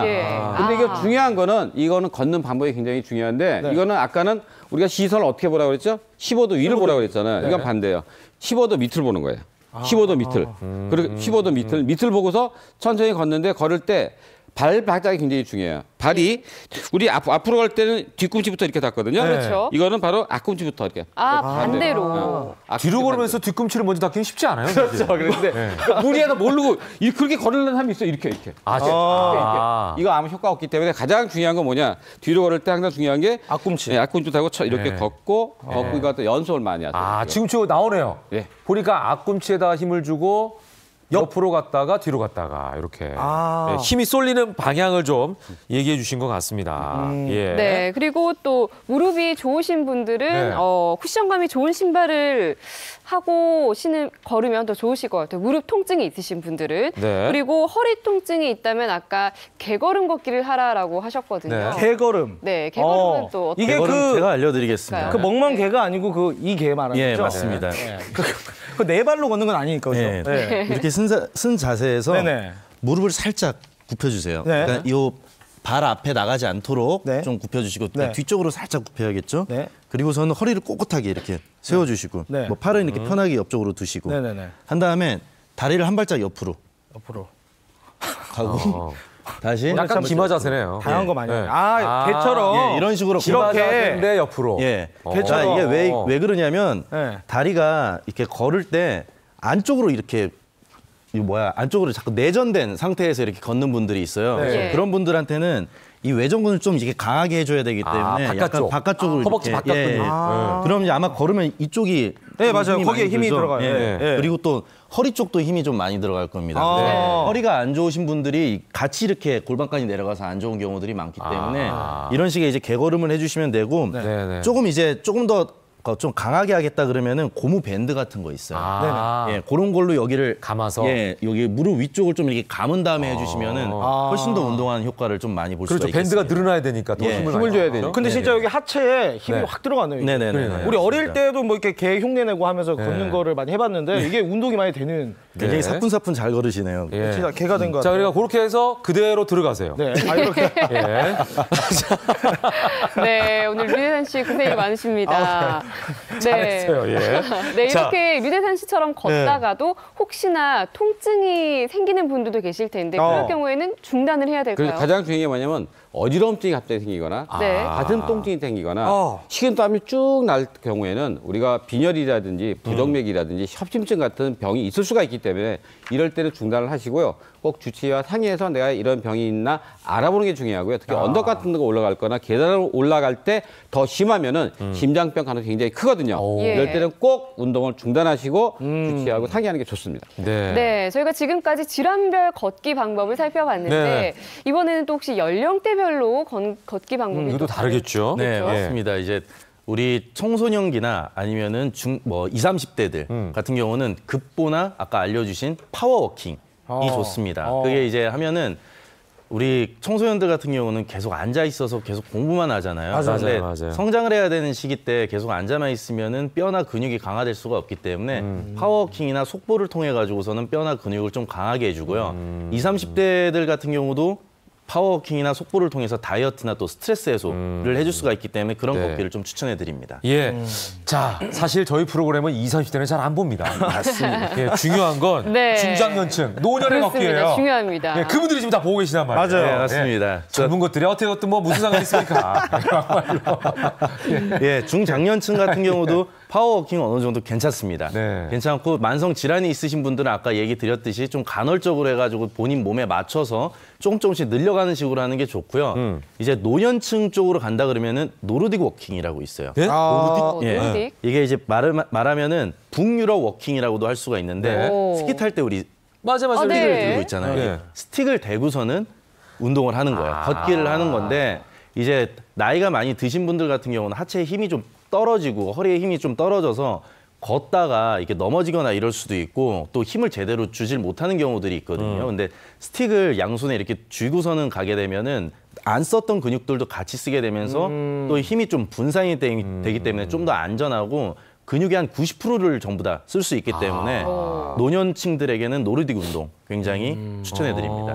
근데 뭐 아까도 쭉 말씀을 나누셨지만 노년층은 역시 걷기 사뿐사뿐 천천히 걷는 게 가장 좋은 운동인 것 같긴 한데요. 사뿐사뿐은 아니고 조금 빨리 걷는 게 중요한데 이게 왜 그러냐면 통계적으로 보면은 만 60세가 넘게 되면은 평형 감각이라고 있어요. 그러니까 한 발로 쓴다든지 이런 거 이런 감각이 굉장히 떨어지기 때문에 위협한 상황이나 이럴 때 다칠 수가 있고요. 두 번째는 또 문제가 되냐 근력도 한 50% 떨어져요. 그러니까 근육도 약해지죠. 또 마지막으로 또 뭐가 나빠지냐면은 우리가 심장 수가 심장이 잘 뛰어야 되는데 어떤 사람들은 심장 박동수가 50%까지 떨어지게 되니까 어떻게 피가 순환이 잘 안 되는 거예요. 그러겠네요. 그래서 나이가 들수록 이런 여러 가지 신체가 노화가 오기 때문에 우리 옛날에 그랬잖아요.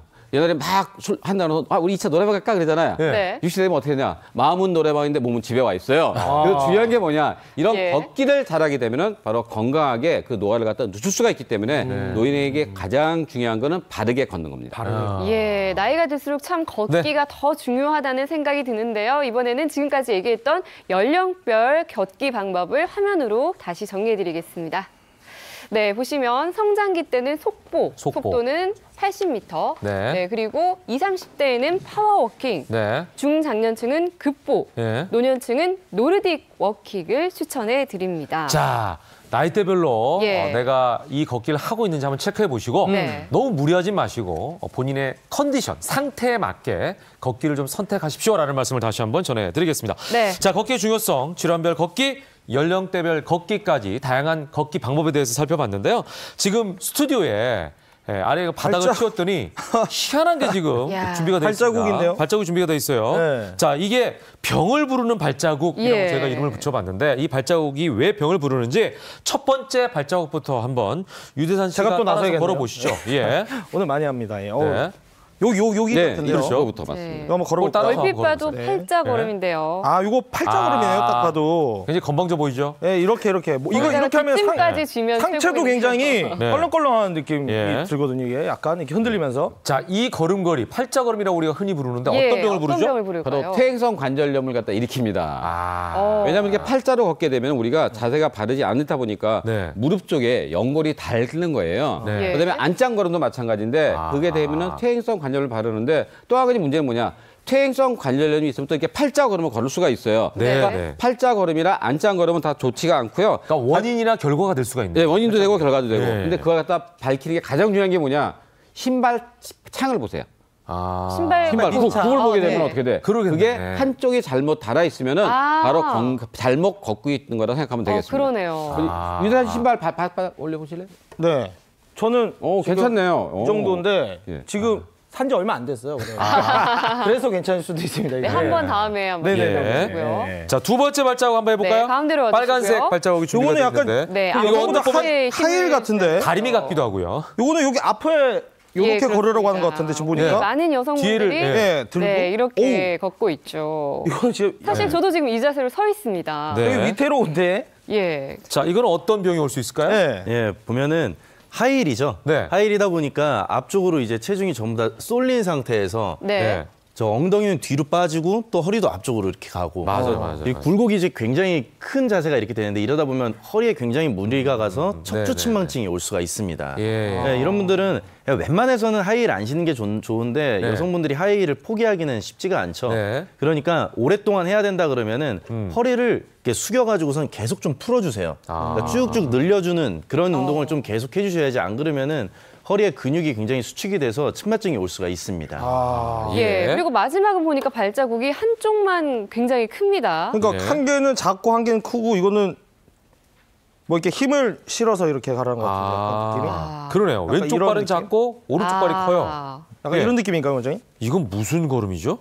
이게 바로 이제 이게 가장 심각한 문제인데 예. 균형 잊지 못하게 걷는 걸음이에요. 한쪽으로만 힘을 주고 걷다 보니까 어떻게 돼요? 유대산 씨처럼 어떻게 걷는 모양이 그래도 삐딱삐딱하게 그러네. 걷잖아요. 이럴 경우에 제일 문제가 되는 게 한쪽에만 힘을 주다 보니까 예. 네. 발바닥에 있는 그 인대라든지 네, 네, 그런 네. 근육이 많이 찢어질 수가 있어요. 네. 그래서 다칠 수가 있기 때문에 네. 가장 문제가 되는 거고요. 우리가 이제 그 CG를 보게 되면은 그 나오는데 균형 잡힌 건가 한번 보시겠습니다. 예. 바로 이쪽은 이제 균형 잡힌 거죠. 왼쪽이. 예, 왼쪽이. 그러니까 어떻게 돼? 발에 그 발 뒤꿈치하고 엄지 둘째 발가락에 빨갛게 색깔이 똑같은데 네네. 오른쪽 같은 경우는 어떻게 해요? 바로 발에 힘이 들어가는 거가 다 제각각이에요. 발표도 안 돼 있기 때문에 네. 바로 이렇게 불균형하게 하게 되면 바로 문제가 또 뭐냐? 2차적으로 무릎이라든지 척추라든지 골반의 불균형이 오기 때문에 2차적인 그 합병증이 생길 수가 있고요. 네. 또 한 가지 또 아까 유대한 씨 했지만 이거. 거북이. 예. 이것도 큰 문제가 생기고 목 디스크 같은 게 디스크가 잘못될 수가 있기 때문에 바른 자세로 걷는 거 균형 있게 걷는 게 굉장히 중요합니다. 네, 지금 저희가 바르게 걷기에 대해서 지속적으로 여러분께 강조를 해드리고 있습니다. 네. 잘못된 걷기는 병도 유발할 수 있다라는 걸 계속 네. 저희가 말씀을 드리고 있는데 지금 내가 걷고 있는 걸음걸이로도 또 내 건강 상태를 확인할 수가 있다고 하거든요. 요거는 화면으로 한번 확인해 보도록 네. 하겠습니다.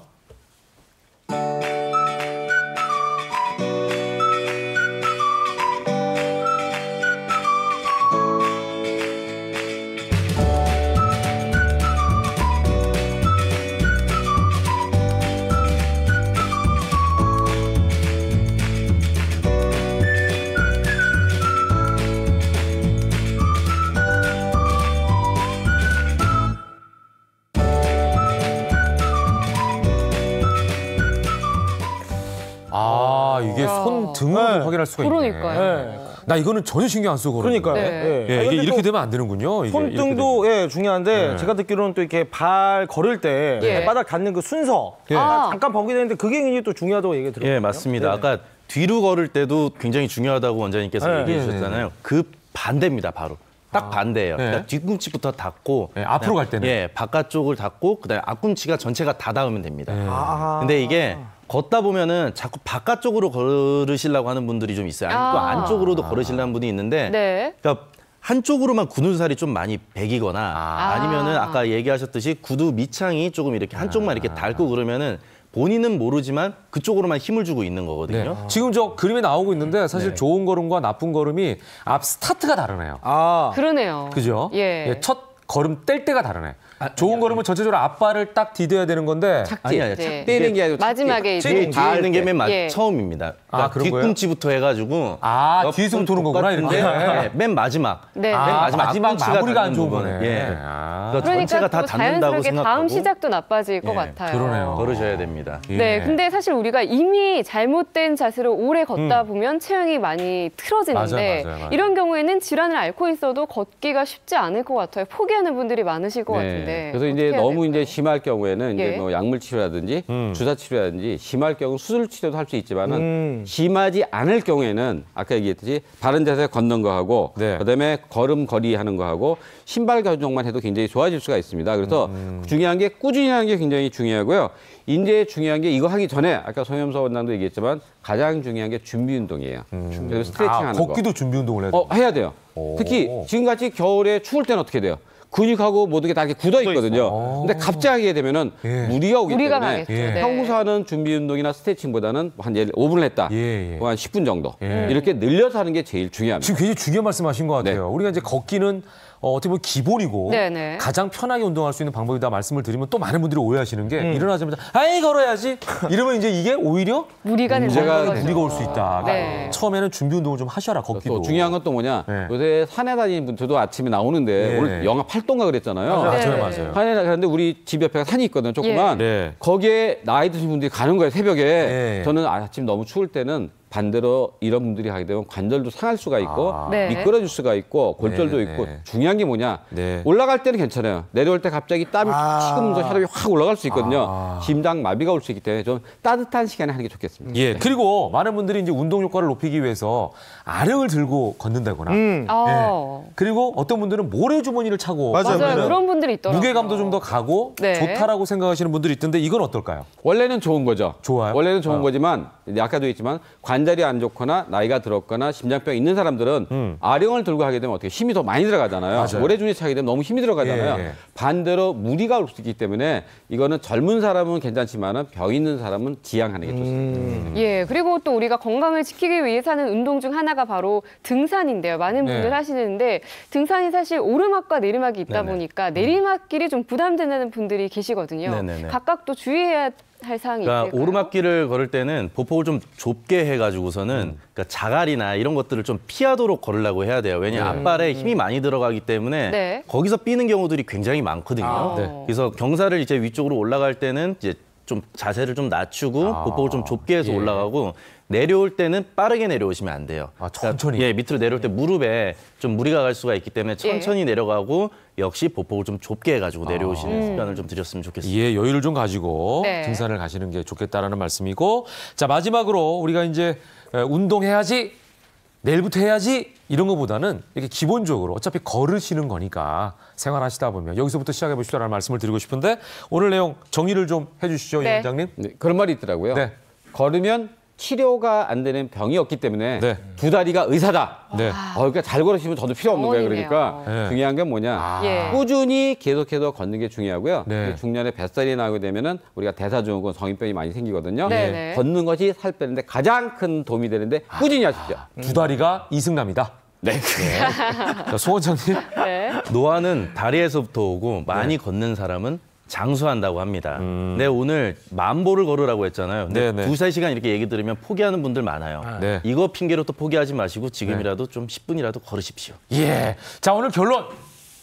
걷기가 먼저다. 자, 이렇게 결론을 내도록 하겠습니다. 네. 새해 복 말씀 잘 들었습니다. 감사합니다. 고맙습니다.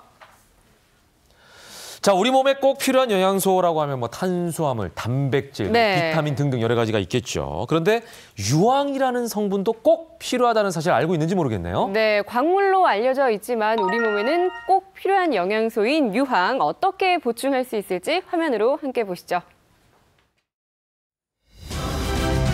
최근 우리 몸을 건강하게 하는 성분으로 각광받고 있는 유황.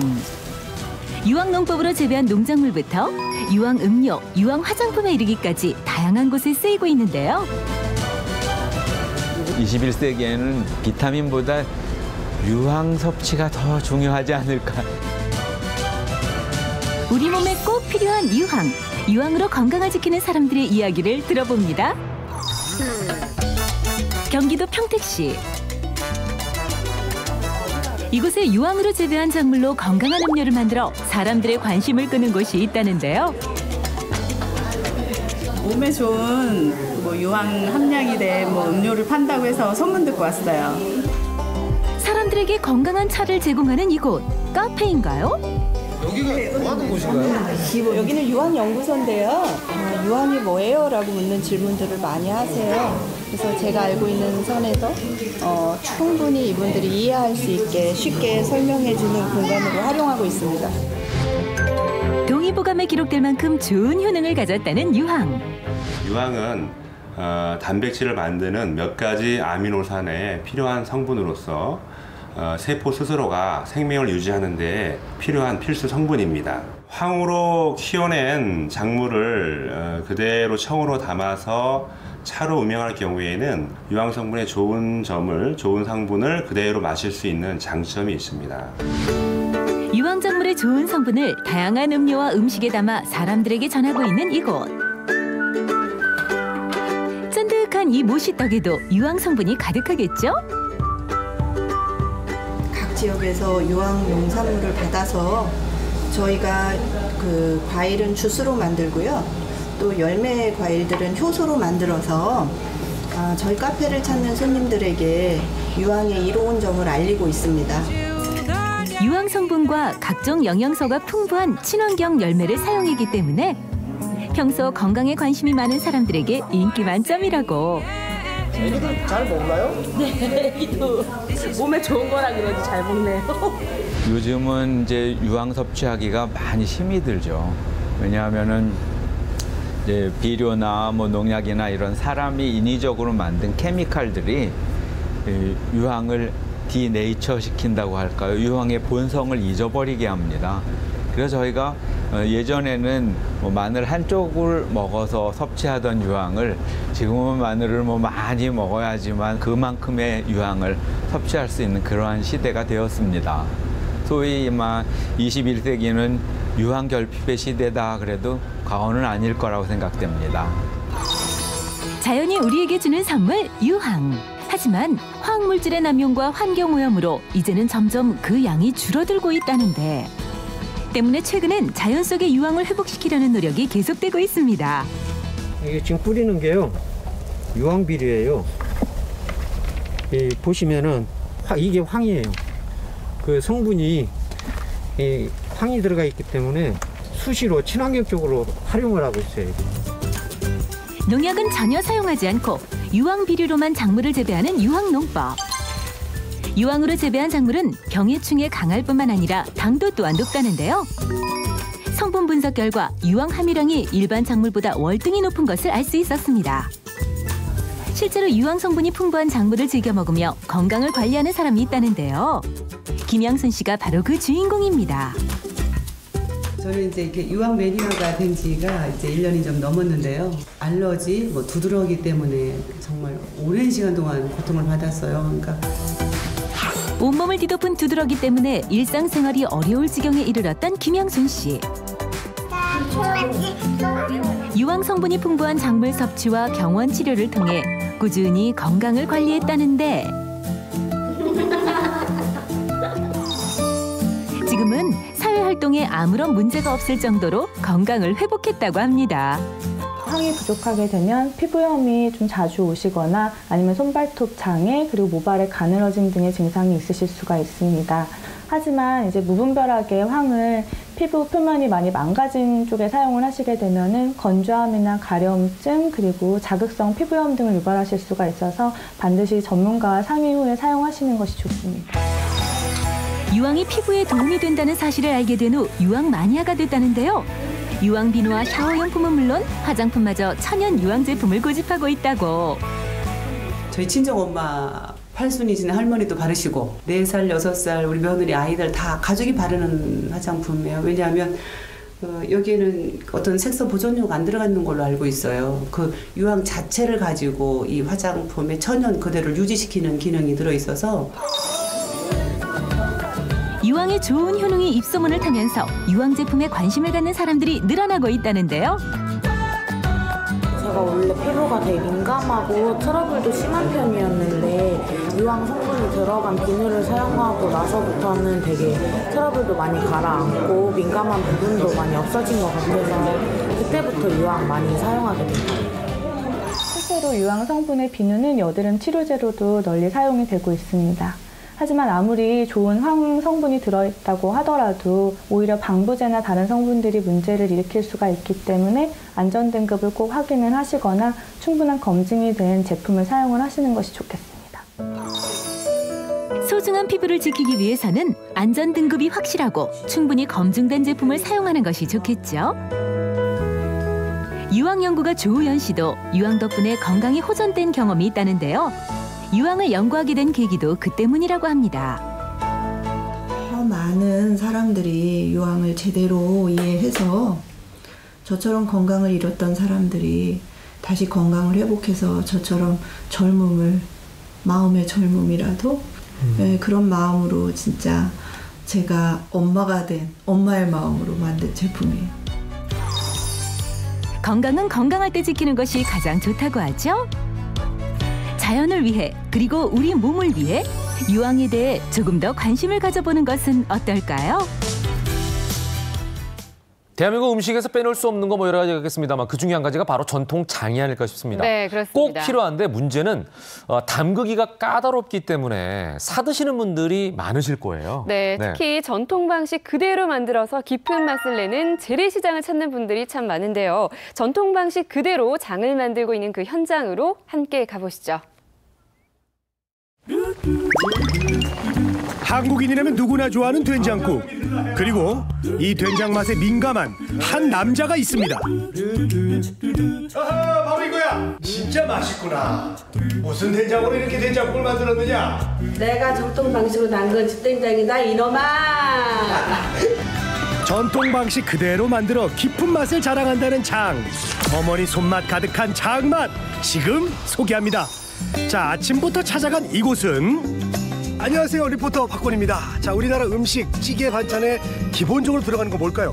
바로 장인데요. 자, 지금 시간이 현재 7시. 이른 아침부터 전통 방식으로 장을 만드는 곳이 있다고 합니다. 그 현장으로 함께 가보시죠.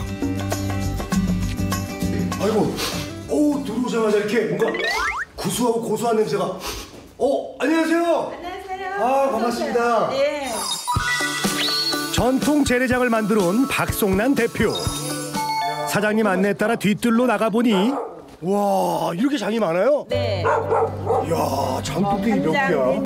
눈앞에 펼쳐진 약 200여 개의 장독대. 이 장맛을 보면 그 집을 안다는 속담이 있지요. 예로부터 각 집안의 음식 맛은 이 장으로 정해졌는데요. 자, 저도 이곳의 된장을 맛봤습니다. 깊다. 맛이 깊어. 옛날 전통 방식 저대로 이제 발효를 시키고 순 이제 장당 콩만 가지고 매주를 써서 담가요. 민통선하고 가까워서 깨끗한 콩이 나기로 유명한 파주 장단콩. 콩이 더 달고 또 콩이 포석포석하는 거지. 이렇게 전분이 많은 거죠. 분이. 장단콩을 깨끗이 씻어 7시간에서 8시간 정도 불린 후에 쪄낸다고 합니다. 할머니가 해주셨던 장맛을 이어가기 위해서 일부러 이렇게 아궁이까지 만들어서 가마솥에 장작불을 고집한다는 박송란 대표. 들죠. 네. 힘이 들지만 네, 우리 할머니가 했던 게 이게 없어진다는 게 이렇게 마음이 아프더라고요. 또 내가 했던 어떤 성취감도 있고 재미도 있고 또 그래야지 내가 또 이런 전통 방식을 또 해야지 또 누군가가 아 저렇게 하는구나 하고 따라올 수도 있는 거고. 이 콩이 눌러붙지 않을까 옆에서 지켜보며 저어주고 뜸을 들이고 나면 메주를 만들기 위한 첫 번째 과정 콩 삶기 완성. 잘 삶아진 콩은 이 절구통에 옮겨서 절구로 빠줘야 한다고 합니다. 어머니 이거 힘들지 않아요? 힘 안 들겠어요. 자, 제가 한번 해볼게요. 아우, 어우, 이게 보통이 아니구나 이게. 아이고 이게. 어머니. 적절하게 빠진 콩, 이제 본격적으로 메주를 빚을 차례입니다. 요즘엔 기계에 넣으면 뚝딱 완성되는 기계식 메주도 있지만 이 전통 방식을 고수하시는 사장님께서는 메주 틀을 이용해 모양을 잡아준 뒤에 손을 툭툭 치대주는데요. 돌을 쳐주면은 띄울 때 그냥 다 버려져 버려요. 한 톨의 콩도 남김없이 모두 메주로 만들어준 뒤에 이제 발효를 시키기 위해서 다른 방으로 이동합니다. 어머니. 네. 이 방은 왜 이렇게 뜨거워요? 아 이렇게 뜨거워야지 메주가 떠요. 이 방도 일반 보일러가 아닌 이 장작불을 이용해서 뜨끈하게 달군 전통 온돌방이라고 합니다. 위에서요. 네. 20일을 숙성을 시켜요. 저기서 매달아서 20일 있어요. 그거 이제 밖으로 나가요. 자연 바람에 자연 통풍을 시켜요. 말려요. 두세 달 동안 이 숙성과 건조 과정을 거쳐 정성이 들어간 잘 마른 메주. 이제는 이 메주가 장으로 만들어진다고 합니다. 간장이 어떻게 되는지 알아요? 간장이요? 네. 간장 어떻게 만드는 거예요? 지금 이게 간장 만드는 과정이에요. 이게요? 예, 이게 물이 이제 간장이 되는 거고 술을 넣습니다. 대충 넣으시고. 오케이. 하우스에 가서 그거 가져와. 이곳 장에만 특별히 들어간다는 비법 재료. 감초하고 꽃감하고 이걸 꼭 넣어요. 아니 이 곶감을 넣으시는 이유가 있으신가요? 이걸 넣어서 담금으로써 맛이 조금 냄새라든가 이런 단맛이 깊게 좀 우러난다고 할까요? 하고 곶감하고 감초와 곶감까지 넣어주고 이 통풍이 되는 천으로 덮어주면 끝! 60일 동안 놔두면 맛있는 우리나라 전통 재래장이 됩니다. 여러분 맛있는 장 60일만 기다려주세요. 뭘 60일만 기다려요. 이렇게 장가서 이렇게 많은데. 아 지금부터 기다리는 3년 된 것도 많아요 장이. 몰랐네. 오래 묵힐수록 깊고 진한 맛이 우러난다는 장. 그렇기 때문에 매년마다 이 장 담그는 일을 그만두지 못한다는 탁송란 대표. 이렇게 만들어진 장은 식탁에 올라 모든 반찬의 베이스가 되는데요. 이 간장으로 조물조물 무쳐내는 나물 무침은 물론이요. 아우 이 윤기 보세요. 먹음직스러워요. 소금물에서 건져내 숙성시킨 메주는 된장으로 변신해 이 된장국과 된장찌개로 우리 식탁에 오르고 된장에 참기름 깨놓고 양념한 뒤 이 고추에 묻혀주면 초간단한 반찬 고추 된장 무침으로 완성! 자 이렇게 장은 다양한 형태로 우리의 밥상에 매일 오르고 있습니다.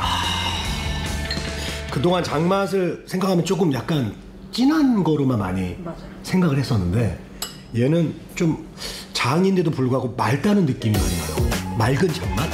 추운 겨울철 정성이 들어간 수제 된장으로 따뜻한 밥 함께 하세요.